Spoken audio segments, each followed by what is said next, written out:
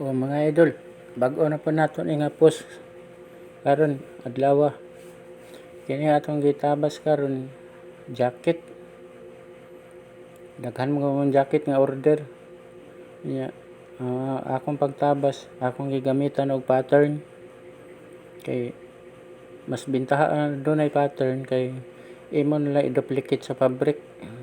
Pagkahuman mo duplicate, awa na dali na lang kay ang panggunting. Labi na kay akong gamit gunting lang, tanawar ko do hand cutting.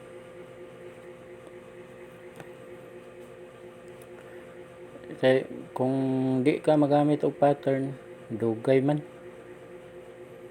Mas muna nga akong gigamit og pattern siya kay para medyo dali sa pagtabas. Labi na kay daghang order nya ako ra usa ng cutting nya mananahi kung gamay ra kong kinating mananahi ang uban way tahiunon.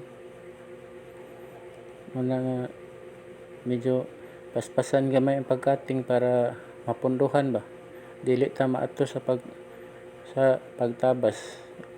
Ang manahi ay sa dili sila makuan bitaw na mabitin sa tahi kay naa may daghang tinabas. Okay. Lisod ra mo ning tanaw ra ang gamit o gunting ra akong gamit. Di jud ka makadaghan og pundo kay pila ra may agi sa gunting. Ya, magbuhat pa pud ko pattern.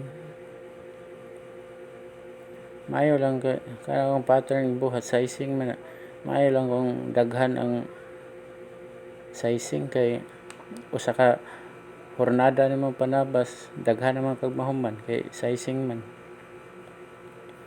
Naampoy sizing nga mosudag 3 ka buok, 2 ka buok. Muna dugay jud ta makapundo og daghan.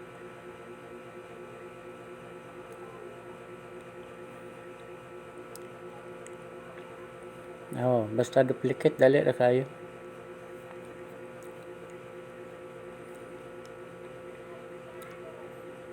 Pero gunting ra lagi ang gamit.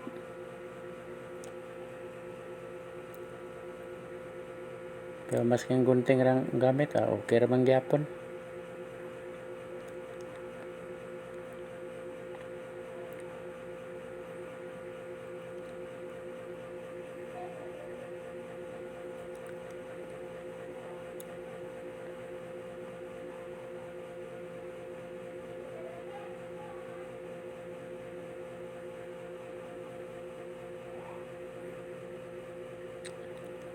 Sige naman lang ko anong duplicate.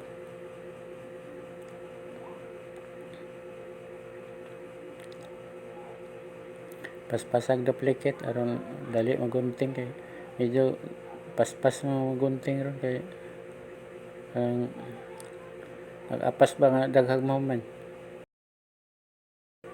Kanang gunting o piecing man na siya. Piecing sa front part sa jacket kay ang jacket full lining man. Pisingan gina nimo og seam cloth body kay